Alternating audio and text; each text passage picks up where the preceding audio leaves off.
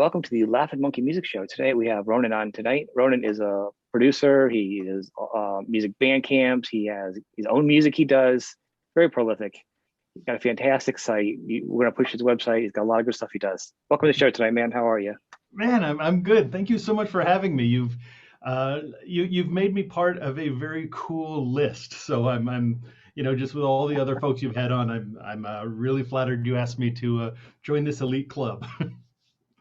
Well, I thank you. And you're not just a club. It's a family now because I like to have people back. It's not just a one and done. It's more of these are more musical discussions to support an artist, producer, whatever, and then keep coming back because music it grows. Oh yeah. It never stops.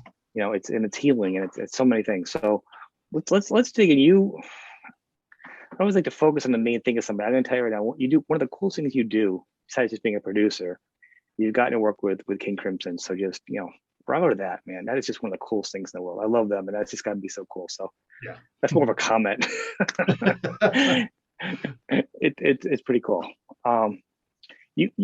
Your work you've kind of done a lot of different things. You actually started out in punk a little bit, and you've kind of going on. Could you just give like a tiny bio? Because as I will have one again, but just a little bio so people that aren't aware of who you are aware, so we can kind of dig into more of your stuff. When I think about what I do, I do tons of stuff, as you kind of mentioned, but I'm mostly a guy that, makes records and stuff. I produce and engineer records. I also work on some of the bigger budget video games and things like that on the, music end of things. But yeah, I started as a musician. I started, in punk in the DC punk scene back in the 80s. My funky little footnote in history is that my first band and Dave Grohl's first band are the same band, but we were never in a band at the same time. So yeah, I quit the band and took a guitar player with me, and he came in as the replacement guitar player back in like 1984. But I then went on to kind of play in the sort of alternative scene, what ended up being known as alternative. So a band called Pump House, and we weren't famous, but we got to share the stage with bands like the Flaming Lips and Dinosaur Jr. and Henry Rollins and that whole scene. And during that time, kind of right around 1990 or so, I was kind of in a band, and it was sort of falling apart. And somebody lent me a 4-track cassette, and I started messing around with it, and I fell in love. I ended up with a 4-track cassette and an IBM XT computer, and I started making music, and I was just hooked. And, I just stopped sleeping. I was up reading, anything Craig Anderton had written about recording, I was reading over and over again, middle of the night. And I really just fell in love with it. And of course, like so many people, I sort of had the idea I was going to have that dual path where, yeah, I'm going to be both this producer engineer guy, and I'm going to be this performing, touring musician like I used to be. And well, that didn't work out because it's almost impossible to really do both well. Right. And the good thing for me is I get as much joy out of it. I loved being in a band. I loved being on the road, all that kind of stuff. But I get the same amount of joy and satisfaction from the producing and the engineering side. And honestly, I'm better at it. I'm better at that than I am at, being a rock star. Nobody's going to care when I'm, that I'm getting old and fat and things like that. So I just really ended up doing that. And, it's been really great for me. Just because, I have incredibly eclectic musical tastes, and thankfully I've been able to have a career that kind of reflects that. So all sorts of styles of music all around the world, and some other things. I was actually an audio lead for the Microsoft network back in the 90s. So I worked a little on the tech side of things. And also one thing is I kind of pioneered a lot of the kind of new concepts in alternative education for recording. So I was the first, audio blogger, and, one of the first people to start doing these sort of like intensives. There were a couple people came before me on that, like doing 1-week intensives and things like that. But, that's kind of the short of it without going in and filling in all the all the blanks about who, what, and where. But I'm always. Well, that's pretty good. Yeah, I like doing lots of stuff. So. Well, I think my favorite producers. That's why I enjoy you, and a lot of people I focus on. I like people that have their hands on a lot of things, and it's the creative process of doing a lot yourself, and the fact that you were a musician and are, but you start off as a musician, it plays into helping with other musicians. Yeah. There's a talent in songwriting There's a composition. There's stepping outside of the band. There's having perspective with the energy of like being in a band, with the psychology of being in a band is, Oh, you know, you a lot of different hats you wear, and yeah. it helps an artist on the other side to pull out the best of artists because you kind of know where they're coming from. Where somebody who has none of that, who can't write a song, but they're going to be behind a board and have a Yeah. concept of what it should sound like. It's not the same as pushing an artist to where they could be, you know. And your roster is very eclectic, you know. You've done Steve Morse to Gwar to King Crimson, but there's a similarity in all of them where they all like to push the bounds, Yeah. you know. That's what attracts And you me. need that, as, Yeah. you know, as a producer. I like artists that are pushing the boundaries, or even art that pushes my boundaries. So it's exciting for me to get into things that I don't have as much expertise in. But one thing that's been really helpful for me is the fact that I'm so eclectic, and that's allowed me to sort of move into a lot of different circles.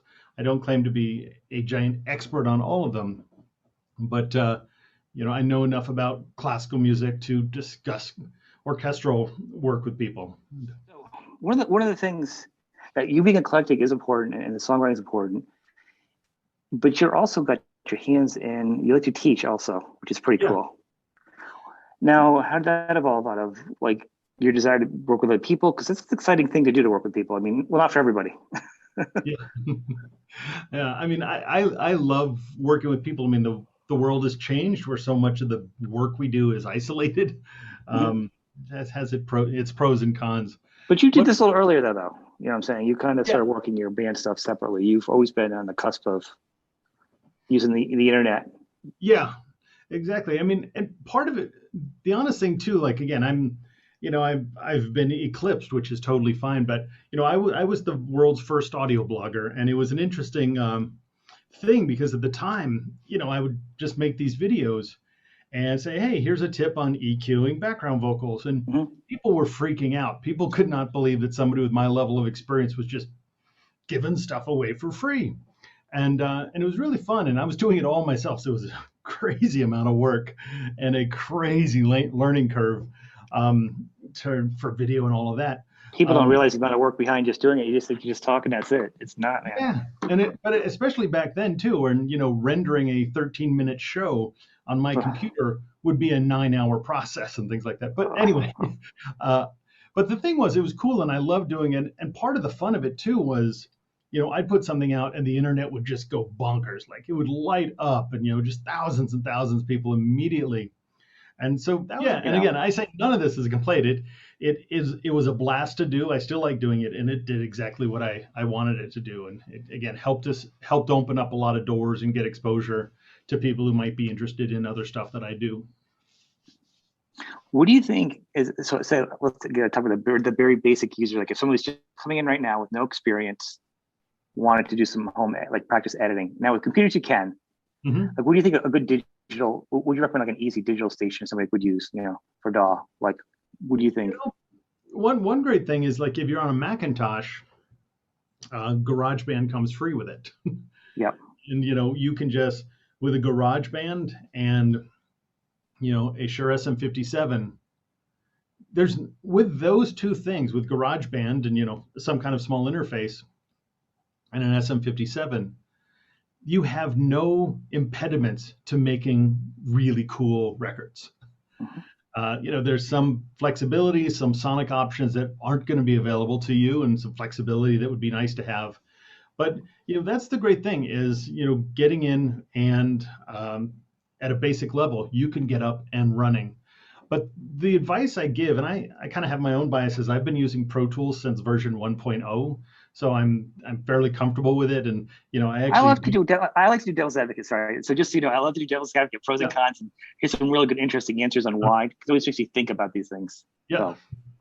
So. No, but my advice about that question, which of course in my world, because I also, in the zillions of things I do, I also have a consulting business for studios and corporations and stuff, audio related things. But I get asked that question. I want to get into recording. What DAW should I get? And my answer is almost always the same. You need to poll all of your friends that do this stuff, and you need to find out which one they're using. And whichever the majority of them are using, that's the one you use. because this stuff is tough. I mean, I was lucky. I came up on a 4-track cassette where, With the you put, it Tascam, I had the Tascam 4 track. was a Yamaha first, and then had a Tascam for a I while, a couple Yeah, different ones. But the thing about it is you have this limited window of things to figure out, and then you're up and running making music. And right now, DAW's digital audio is really so complicated. So just in terms of digital routing this to there and getting your sample rates correct, and so the reality is when you get into this stuff, you're going to just be going, I see a meter going up and down and no sounds coming out, but I press this button. So the more friends you have that you can call up and go, there's a thing meter bouncing up and down, and the more friends you have, the better. So if all of your friends are using Persona Studio One, that's the one you should use. If all your friends are on Cubase, that's the one you should use. If all your friends are in GarageBand, that's the one you should use. Just so you've got a support network for the inevitable things. Again, I'm a guy who's been using Pro Tools since version 1.0, and I still have a small group of friends, that also use Pro Tools. So I can go like, I'm doing this and the sound's coming out and the track is all great. What's going on? And and we all do it. Again, and these are my buddies who do the same with me. That right. have I get like it. multi-platinum records all over their walls and are working on the biggest movie scores and all of that. We're all still calling each other and going, oh my God, what's happening? Everything's gray and I have to deliver this to a client in 45 minutes. And so yeah, find out what your friends are using and do that, because they're all good. You can make amazing, fantastic records on any DAW on the market.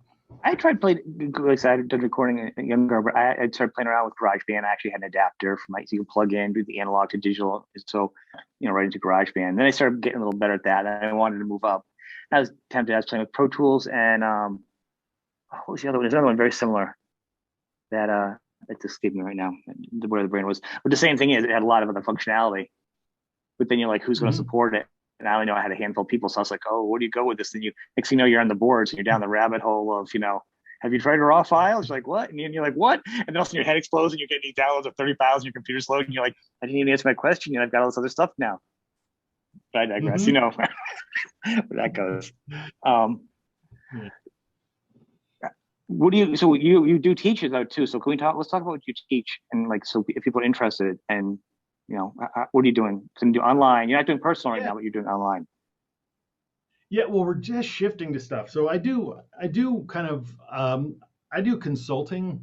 So I don't really do things like, hey, here's my online doc, Pro Tools class or anything. So I do a lot of mixed consulting. Like actually just yesterday, somebody, sent me their stuff from the East Coast and we went through their mixes and I give them feedback, evaluated and things like that. So I do a lot of that in terms of teaching. And also my consulting is a lot of studio build out consulting and things like that. Mhm.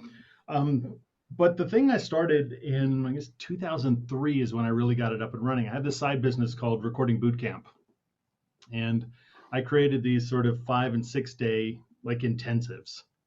And I do them before the pandemic. I'd usually do, 2 to 4 a year, usually a few in the United States and 1 or 2 every year in Europe.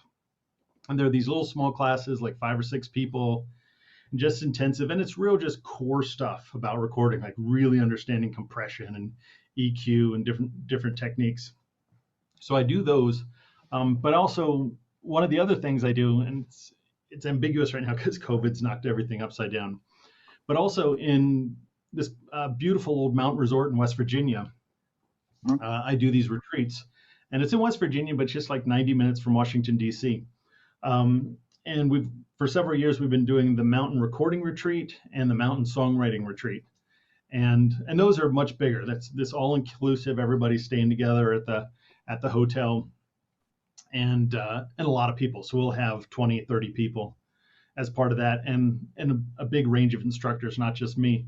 But COVID sort of knocked all that upside down, and so this year we're doing something we call the Song and Sound Retreat, where we've kind of combined the two of those just to do something and get the ball back and rolling, because a lot of the people who come to that just love it and they come every year. So we've had people who came to the first one come every year to these, and so we all kind of love each other and want to get together at this beautiful place. So we're doing that. It's fun. My buddy Dave Nachmanoff, great songwriter, alt folk singer Michelle Schacht is going to be Wow. there. A guy named Fett from Nashville, Nancy Moran, songwriting coach from Nashville. So it's going to be this fun thing. And not to spend too much time plugging stuff, but if you go to recordingretreat.com, you can learn about that one. That's like September 19th, I think. And it's just this amazing place up in the mountains with awesome food, old resort, this kind of all-inclusive thing where everybody's just hanging out and, playing music together and learning together and eating together, having a fun time. Kind of fun. Yeah, Yeah, it's for me, sorry to cut you off, but I mean, for me, the thing that I try and do when I'm, my business outside of just making records is I like getting warm bodies together in a room. And COVID, of course, knocked that down. But, like a lot of times with my retreats and the recording boot camps, people are like, oh, yeah, can you set it up to stream this? And things like, no, there's a lot of other opportunities to do that. I'm trying to do something different because for me, I think there's something, not only for the educational and creative aspects, but for human aspects of getting together with somebody for a week and, right. eating breakfast with that person and all of that. Well, discussions and the evolution, I think, of a conversation, that's kind of one of the goals that's happened here is as we talk, it's not just a discussion, it's a journey. Mm-hmm. And our questions and everything will come up as a conversation and how it flows. And you're not plugging anything because I wanted to speak to you because I wanted to share. And this is you sharing as a human. Now looking at your webpage, we'll have the link of his website at the end of bottom of the book of the interview at the on the YouTube page. But it's not just about that. You can go there. It's really a fantastic website. I love to give people props for websites and visual, and you really have to do a good job on your website. So it's there, but it's not you. It's not human. It's not someone talking about the benefits of going, the human aspect.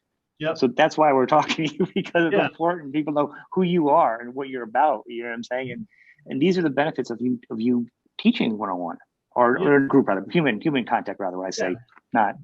Yeah, because there's a certain level, and that's the same thing too, where so much of even just the part of like making the music, like making a record, so much of that is like, oh yeah, I'll just track this at home and send it off to you. And again, I do records all over the world, and I'm a fan of getting records done any way we can. But the sort of separated and connected via cyber way of learning, the way of creating and making art, sometimes it's the only option. But there are some really important things that we've lost with that. It's the kind of thing where, you can never overstate the power of like being on a lunch break and all of a sudden the artist you're working with just sort of opens up and tells you about some things going on in their life. Hey, I'm losing my dad, or I've just totally fallen in love with this girl and I can't think about anything else. And, those kind of things where you connect and create a stronger bond. But even in terms of the creative work, like when you're working as a producer, when you kind of realize, oh, this artist I'm working with is losing somebody they love, or just gaining somebody they love, or going through crisis with somebody they love, or really pissed off at their state senator.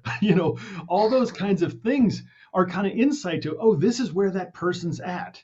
This is what they're going through, and this is how we can harness that for the creative work we're doing, or this is how I can understand better why they're having challenges accomplishing something that they should easily be able to accomplish. So all of those things, I don't smoke, but the cigarette break out in the parking lot, the lunch break, hey, let's wind down and go have a pizza and drink some beer. Those kind of moments are so core of developing human relationships, but also developing art. And because in a cyber thing, if we're doing, actually this afternoon, I'm actually in a online pre-production meeting with a band I'm going to start tracking early next year. And it's great. I'm glad that we can do it, but we're going to be on for probably, an hour or so, and it's going to be business to get things done, what needs to be done on these songs. But again, there's those other things on that lunch break where all of a sudden, somebody just, notice somebody's tattoo and go, oh, that's a cool tattoo. Oh yeah, it's this, samba group I'm involved with, that I got connected to on a trip to Argentina. And all of a sudden it's like, oh, you're into samba? That's creatively, we probably have more that we can bring to this project, but also, oh, there's this other album I'm doing. It's this hip hop guy who's really into Latin influences. Why, let's talk. Let's see about, hey, rock guy, could you maybe come play samba style stuff on this hip hop guy's record I'm working on? And all those kind of things. So I don't mean any of this to bemoan it. And the fact that we already had this sort of cyber interconnectedness allows us to get through, or, pretty well through this COVID thing that we couldn't have done.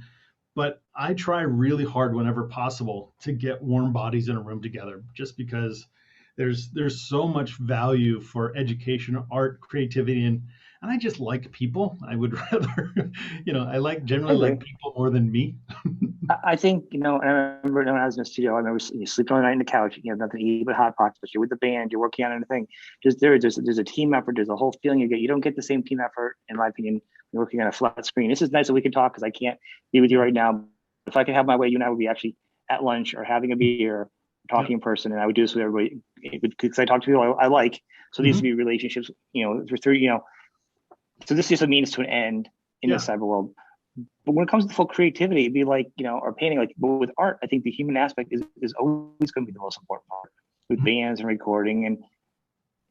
And you hit the nail on the head. That's probably the biggest thing that's going to save things. I think as far as people can be recording alone in their rooms, it's good. And you can do certain types of music that way, but it loses something on a certain level for Hmm. certain types of music. And some music you can get away with it. I'm not dogging. I'm just saying that's just how music it is. And that's people are looking for certain emotion and looking to say like to dance. I'm not saying take away from the dance part, but there's certain things you can do to make really great dance music, and you don't need a team of people. Yeah. Uh-huh. But if you want to make rock or punk or other things like that, it's a different community of creativity. That pool really pushes you to a different spot. Yeah, and I think so. And I think there's lots of things, because I mean, none of these to me are rules, because there can be, one guy or gal sitting in a room by themselves can create just amazing, amazing work in all sorts of different genres and things like that. But just as a guy who's been doing mostly just this for 3 decades, um, I do realize that there are some things that we are losing along the way and become a little bit more difficult. Like, It's more fun too. yeah, but also Some too a artists lot of, should work alone. Maybe that's what some artists should work alone in a room. It's just yeah. them, or because that's just who they are. And they just need to work alone because Yeah, I that's mean, who they are. Prince was notorious for like kicking everybody out of the studio, like, oh, I'll play Right. bass, I'll play guitar, I'll do drums. Right. Um, but one of the things too is also like with mail order stuff, I'm okay, still an okay guitar player. Um, but sometimes I'll play, something, and it's way less fun, because if I'm hanging out with somebody, like playing around with a part, I can do this chicka chicka chicka, and I can look and I see, did a smile just come on the artist's face, or did a Yep. frown just come on that artist's face or that collaborator? So it's one of those things. Oh, smile on their face, great. Let me develop that idea. Let me put a bunch of effort into that. So a lot of times, say it could be like, hey, I'm going to do this little kind of funky riff on this rock song, and and really in the online world, you want to send stuff off that's developed so they can hear it and go, oh Right. yeah. So all of a sudden, funky idea. I'll put 2 hours into it, a couple hours, and send it off, and they're like, what do you think, we're a disco band? And like, and if I had just seen that grumpy face in the first 5 seconds, I would have changed gears and worked on something in a different way. Same thing too is, I did recently mixed a record for somebody, and I, in a breakdown section, I did some processing on it to give it a real different feel. And the band loved the record, but they're like, yeah, in that breakdown section, yeah, I don't like that. And so, yeah, and I'm not offended, but it's the kind of thing where if they were hanging out in the room, I can say, hey, what about something like this? And I could do a real quick thing, and they're like, oh, that's neat, or that sucks. And then we sort Right. of move on. So it's trickier again. I don't want to bemoan it, because I'm working on records for people like all over the world. I'm working on projects from Peru, Norway, and everything this week, as well as a couple from the United States. So I'm not bitching about that, but all that's a long way to say is when I have an opportunity to kind of create events and stuff like that, I'm really interested in like warm bodies together, because Well, even like it's an easier way sorry. to start. Sorry, to spark even more creativity though, if they're in the room. Yeah, and it's those like my recording retreat, there's people who show up at that, and Oh, one second. You froze for a second. there's all sorts of, okay. Yeah. But in my retreats, there all sorts of cross-pollination of people saying, "Oh wow, will you play drums on my track?" Started doing these things called recording buffets, where we would find a buffet restaurant and just go out You and already invite. got me. You Yeah. got me. You had me at buffet. What time Oh, am me I coming? too. Damn you, COVID. Oh, buffets. Yeah, really. That's probably the worst thing for me. I want to. Exactly. I want somebody to specialize in everything. That's what I want, and I'll go back every single time. But like, but I started these things called, the recording buffets. Me and my girlfriend just kind of love buffets too. And so we said, well, why not just invite a bunch of people who care about recording, get together? And I did them in California, did a couple in Europe. But the first one we did, we probably had 4 people show up. And our whole idea was like, well, if nobody shows up, at least we're at a buffet and having lunch. But we had like What do you think? 4 people show up, and we're like, well, okay, it wasn't quite as big as we expected, Sounds but pretty awesome to just talk about music with four new people. Sounds pretty awesome if you break but it what down. but what happened was one of the guys that showed up worked for a very well respected pro audio company, and another guy was a guy who was studying recording at a local community college, and they ate pizza or whatever we were eating and connected. And then young guy in community college was asked, got an internship through the guy at that pro audio company. And fast forward several years later, this guy is now, was working as one of the lead designers in that company. And so, like, yep, that's exactly, even if everything else failed, that's exactly why I wanted to do it, to just get people together, get connections, but not only for business. I mean, it's sort of like, that's how you make new best friends. That's how you fall in love with new spouses. That's all these kinds of things. Well, music is that's the best part about music, and you can say art, I'm not an art person, but from art is well, music though is it's a community on Yeah. so many levels. And I mean, if you like look at like even like say, like the rock community or wherever they do studies how bad rock was. The study came out a while ago saying it's the most non-harassing of everybody's gender and everything else. Like it's the most accepting group of people because it's a community, Uh-huh. and that's a part. So us music people on all levels, there's no. I talk to all kinds of people on the show, and I don't get airs from anybody, and there are no airs because we're just talking music.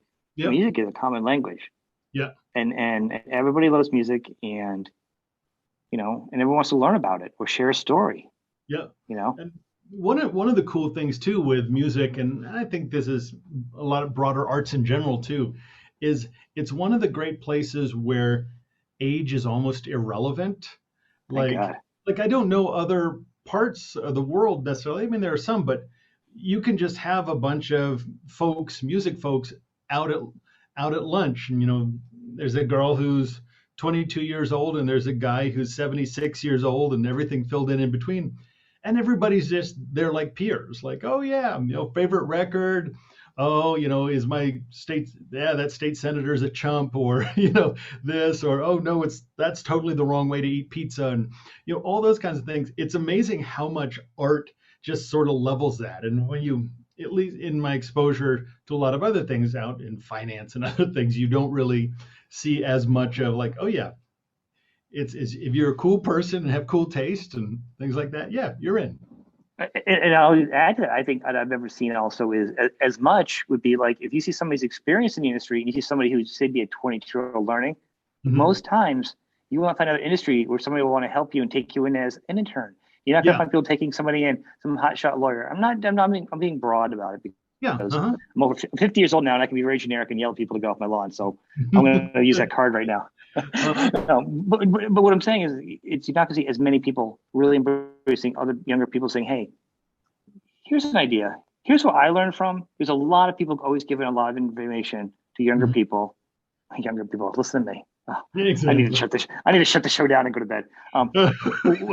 What I'm saying is, new people in the industry, they'll say, "Listen to you. Listen. Here's my advice," or "Sure, I'll help you," or "I've always heard. I don't have time now for you. I can talk to you now." Or once we start talking, it's a different thing. Like it's such a movable, malleable piece Hmm. of openness. Yeah. There's no trade secrets and this and that. There isn't so much of a like we don't put the blueprints out for everyone, Hmm. but it's very open. You know what I mean? I Yeah. mean, don't you find that like you want to help Yeah. people? Yes, and I think for the most part too is, you know, almost everybody that gets into this gets into it because they have a screw loose, and it's like, oh yeah, I'm I got into this music stuff because I love making music. And the fact that people will give me money to wake up every day and like bang on stuff just seems like the scam of the century. It's great, but it's sane people don't go, I'm looking at options for a stable future to raise my family and all of that. Let me become a record producer, or let me join a calypso band or whatever. You kind of get drawn to that because like, this is awesome, this is stuff I love, and this is stuff I want to be a part of. There's Every really no day other of my choice though. life. You have to do it because the rock god talked to you. You have to do it. There's no other choice for you. My parents are like, well, maybe we'll send you to recording school. It's kind of like a college. You know what I mean? I'm like, I want to Uh-huh. rock. I want to do rock and roll. I'm in a band. I sing. Now I start playing guitar, but I'm like, I want to do that. And they're like, we'll send you to recording school. Uh-huh. That was the workaround. But Yeah. but I agree with you. There is no game plan. There is still is there's any there still isn't any. And nowadays it's like, well, the music industry is gone or it's dead. It's not. I just think it's different. I Hmm. think what's happening now is and touching a few things. What's happening is like so you had a really good subject you talked about recently where you were talking about how like Apple and those guys are changing and they're doing the Atmos sound, which is fantastic sound technology, which blows your mind when you think about actually producing with it from scratch. Like how are you going to start putting sounds everywhere, right? It's just like a wormhole. But then them changing other artists, affecting it, and then somebody else get the credit for something and could really take away from that. Hmm. So the industry now is different, or now an artist can do everything from their bedroom, or now they can do it here, or is to somebody who has 100,000 Instagram followers. This is you've probably seen this one huge on the internet. Can they fill a club? But now Hmm. you have somebody I like to call them a legacy artist because I think they have a legacy of Yeah, music. yeah, for sure. I don't want, and I mean it in the most sincere way. I respect musicians. I don't think it's such a thing I as a would one. love to be a legacy anything. I agree. I agree. One hit wonder. So you're one best thing people still remember. I wish I had one good thing Yeah, no, that nobody somebody makes reminded me of. fun Right? of somebody for like only having one Olympic gold medal. And somehow people say one hit wonder as an insult. It's like, what are You you got your talking cereal about? box with you. You bring everywhere you go for your resume. Here's my Olympic cereal It's like, oh, box. he's My only one hit got one wonder. Super Bowl ring. What a loser. I know. Come on. I think it's a compliment to get if one hit. Really, one hit. It's not. They have these huge albums. These really great. So I want to digress. I can go off a tangent. I can be like Eddie Trunk on that whole one hit wonder thing. I don't want to do that. Mhm. But bless him from going after the Hall of Fame because that would be another subject. But the point is, so it's still there. It's just rock and roll or music and pop and everything's just different now. It's just a different Mhm. landscape. It's changed. Um, but actually, I want to touch on the whole Atmos thing. You brought up some good points on Mhm. that. Can you just share that a little bit more in your words? I didn't want to use your words because Sure. I couldn't say it as you because succinct. Yeah, so basically, Apple is really pushing spatial audio with Dolby Atmos, and one of the thing that I'm ranting about in one of the pro audio magazines, one of Could the you do report, one thing though? I'm sorry. One thing, can you explain it a little bit more to the people that aren't musicians? Because I have yes, a wide group of people that listen to this show. Just a little bit basic yeah, more. absolutely. So anyway, this whole spatial audio with Dolby Atmos, what's effectively happening is when something is mixed for spatial audio, Dolby Atmos, it is a new mix. They actually take the multi-tracks or the closest they can get to the multi-tracks and do a new mix in a multi-channel setup. So I think up to 13 speakers. So it allows you, when you're mixing that way, to place sound above you, to the left, behind you, all of that. We've been able to do similar things to that for a while with 5.1, but this is sort of taking it one step further. And so groovy, it's an interesting thing, especially because some of my personal work as an artist is ambient music. So that's exciting. But the way most people are going to hear that is what's called a fold down. So essentially, Dolby is using a process to take that, multi-channel, maybe like 13 channels or so, and compress it down to two channels in a way that when you hear it on headphones, you sort of get a sense of things being around you in a Mhm. way that's a little different than traditional left and right. So again, that's groovy. We'll see whether or not the public really cares about that. I'm inclined to think they won't, but that's irrelevant. But Apple is doing a really, really bad thing, in my Which also opinion. just a footnote wouldn't be a bad thing if it's a special thing, a bonus thing, like a Blu-ray extra disc. It Yep. might be kind of cool because they might mess with it less and let the Hmm. artists have it. and the audio geeks to really enjoy it more. But please progress. So, but basically what's happening, depending on your iPhone, and I'm an Apple fanboy, so it's sad for me to bash them on anything, but depending on your settings, if you have spatial audio turned on in your iPhone settings, and it's not directly in the app, it's in the settings, when you go and select a song, Apple, if somebody has done one of these remixes, they will play the new remix in place of the original master. Right. And they won't identify it as a new master. There is a little tiny icon that pops up in the top of the app that if you looked at that, but the labeling is exactly the same. The graphics are exactly the same. And this sucks. It's just terrible. Like, it's hard for me to comprehend that they are doing it because it's so awful and disrespectful to artists, producers, and fans. Not doing the remix, I do that. I do remixes. I've done them for bands like King Crimson and Gwar and things like that, and I'm happy they exist. But if you go and check out my remix for Gwar, it's like, oh, this is the 30th anniversary remix. Nobody thinks it's the original. So it's a really bad thing. So like if I told you, oh man, there's this band, there's this record I love, oh my God, and the mix is so incredible, Sean, you got to hear it. And then you go on to Apple Music and do it. Well, you might, and depending on the settings in your iPhone or your app, Apple might play you some remix some guy or gal recently did last month that sounds like crap. And they have. That's why I can relate to this. That's why when you're explaining it for me much better. Yeah, and so and again, somebody's welcome to like that new mix better, but all of a sudden you're thinking, wow, Ronan said this was a great mix, but good God, I don't think I'll take his advice anymore. But well, I'm sorry. So here, when I add this right into add this. So with Apple, I have all Apple product. I like the environment. I think it's better for many reasons. I also think there's a lot of problems with it because problems with everything. There's nothing great. It's just the environment I feel offers the best to me. Yep. It's just like, should you have kids or not have kids? I don't know. Should you have an Apple phone or Android? I don't know. Do what you want. You know what I'm saying? Yep. I think one of the things with Atmos is it's going to depend on what the music is because everything has to be in it. Just like I have vinyl, but most of my vinyl doesn't go past the 90s. And not because I'm a snob, but just because nothing's really mixed or produced or the vinyl is really made to sound good. You know what I'm saying? Nowadays, there's a couple of specialties. We don't sing, but there's a period where. So same with the Atmos. I mean, right now, we talk, maybe Steve Miller's guys right now are going out right now and redoing Big Airliner to put some air jet sounds flying over your head or something in the mix. That might pop up at Atmos for you. But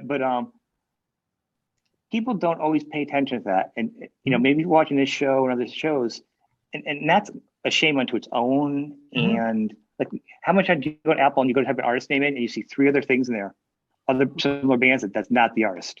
Yep. If you can't even get 2 of the simple artists, it's 2 different genres of music, and you yourself know who those 2 are, and they're both labeled the same. Yep. How do you think they're going to get Atmos producer credit right? Have you ever got credit right for anything? Yeah.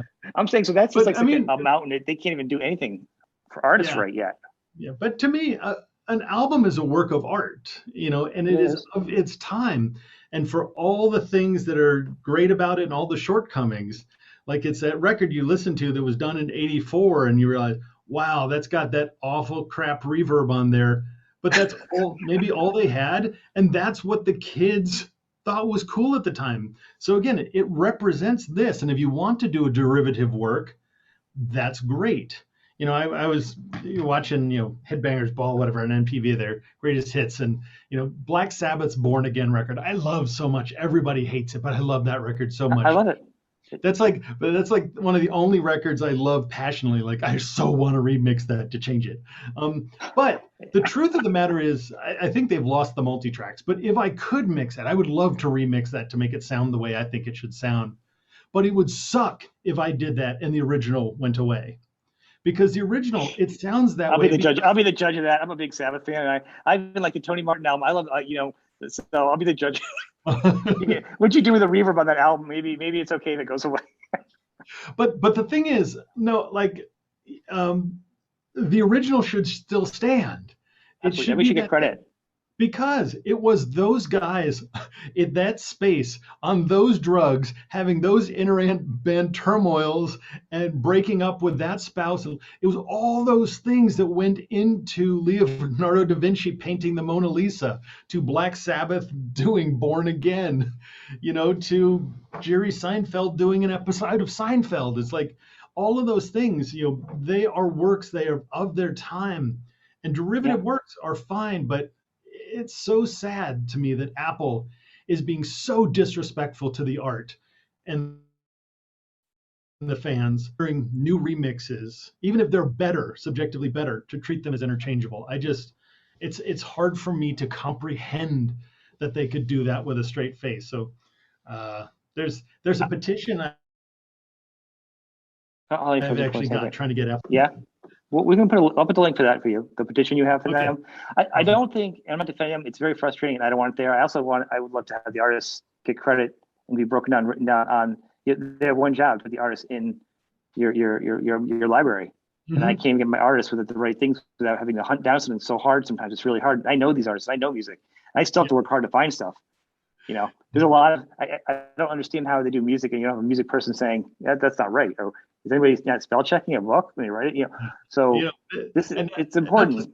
Not to spend any Labeling is important. Not to spend any amount of time bashing Apple, because I actually am a fanboy, but it is kind of funny. I mean, the reason I've always been an Apple fanboy is the user experience was so good.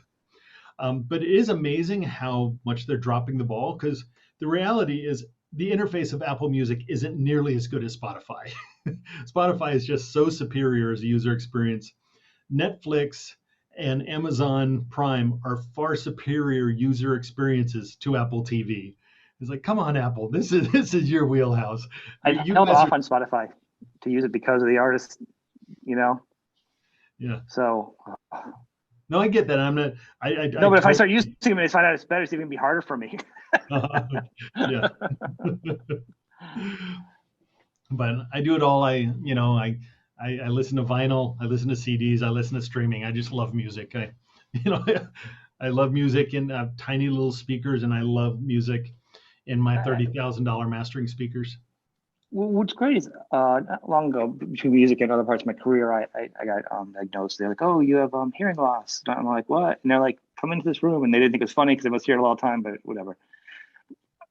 I shell it out. I get hearing aids, and then it's like you fall in love again to production on a level that I hadn't heard in so long. The crisp sounds, like your drum sounds, certain little things in the background, the nuances that maybe people don't always listen to. All of a sudden they're back again. It's very exciting. Yeah. And Atmos has a potential to do that. And an artist like a Zappa or stuff, or a producer like you are using them and having control of them, what a great tool. But the problem is, I think that, like, along with the labeling, two things we're talking about with Apple, is I almost feel like business people are running it more now. It's strictly a business model, and they're going by names and digits and numbers and labeling, and they're not looking at it as in credit and creativity. Almost like they need a certain department to kind of come in and be in the meetings and buffer that. Be like, all right, that's great and all, but this is music, and this what needs to get done to do music right. You know what I mean? Yeah. And here's a little, get off my lawn, you kids rant. But the funny thing is, you're right, and a big thing changed because the truth is, and this happened a decade or two ago, like, major labels are publicly held multinational corporations with quarterly obligations to their shareholders. Right. So when you think, wow, why aren't they creative? It's like, well, because they have an obligation to their shareholders of their multinational parent corporation. So it's realistic to expect that they're not going to take the time to develop an artist like Bruce Springsteen over 3 unsuccessful records before he blows up. But in terms of creativity, one of the things that's disappointing me a little bit, and I hope changes, is we talked earlier. Now anybody can do it. If you buy an old Macintosh, an Apple computer at a yard sale with GarageBand already on it, and then you spend $150 on a cheap interface and a mic, you're up and running making art. Like, you have no impediment to doing it. And so much of what I'm seeing, though, is people, like, without a lot of skills and without a lot of resources, just trying to make very traditional sounding records. And so like it's, oh yeah, that kind of sounds like a pop country record, just not as good. That just sounds like, something Missy Elliott might have done, but not as good, or whatever that thing is. And one of the things, as people started moving into kind of home recording, there was a part of me that goes, oh, this is how I pay my bills. More people doing that may be problematic. But I always thought my aspiration was, there's a record by the Butthole Surfers called Locust Abortion Technicians, which the story, as I understand it, was they basically got an 8-track reel to reel and insane amounts of acid and such things, and made this record. And it's amazing. Like, it's undeniably amazing. That's not to say that you won't hate it and think it's the most unlistenable thing ever, but it is such an amazing, crucial, fundamental work of art that has no peer. Like, it is such a record unto itself. I never, ever could have made that record. Nobody could have ever made that record. And so I thought, when everybody's going to have their own stuff, that we're going to start getting, like, it was just going to be this explosion of creativity. And we haven't sort of seen that so much. And which is okay. What I think is we experienced, because like I said, I got to college at the same time that when I graduated, it's the Mac and editing and GarageBand and all kinds of programs came out around the same time. Like, it was like my grunge. It came out at the same time in the studio. Things changed for a while, in the early 90s. So, but one of the things is, I feel like what happened is it became like the Top Gun syndrome. Remember, everyone, when Top Gun came out, everybody was going to become a pilot. Uh-huh. And the numbers went up. Like, every time there's something out there, then it has to settle down a little bit. You know what I mean? Just because you have this, there's 8 tracks. We all had Tascams. We did something with it. Not everybody had Tascam did something with it. Or you know what I'm saying? Yep. So just because you have it, I thought my kids were gonna be whizzes on computers. You know what I mean? They were like 15 or 16, and one of my changed their screensaver. He's like, "Come on, stop, Dad, change it back for me." I'm like, "Really? I thought you guys were gonna be running in circles around me." You know what I mean? I'd be confused. Help me with my phone. But I guess what the reality is, the world really hasn't changed, and people really don't change. And just because you have easier technology and you have this little magic box that's your phone or something else, doesn't mean they're going to use it the way they have, or it's going to make anybody any more creative. Yeah. So, it's a good thing too, because we need studios, we need records. This talk has been fantastic. I hope I can have you back again soon. I know you're a busy dude. This has been great, and we can delve in a little deeper. I just wanted people to whet their appetite. And the reason why I mentioned and this on home editing stuff is because I'd like everybody to, you don't have to produce stuff. You don't have to be a musician. But how fun is it if you got GarageBand or something, download, there's all kinds of down apps for Android, download it and just play with it. You might get a new appreciation for music. Rediscover music again. It's fun. It's like music class, just on that end. Or and Ronan's got some classes, and you can online, so you can, there's lots of stuff out there to see. I'll put all your stuff underneath the show so you can go and check out your website and your photography. And that's awesome. You come back. I want you to talk about your music too. We didn't get to it, but sure. This has been fantastic. I want to thank you, man. Yeah, I've enjoyed it. Again, I really appreciate you considering me as part of this cool elite club or family or whatever you want to call it. Yeah. I'm just happy to make the list. Well, thank you.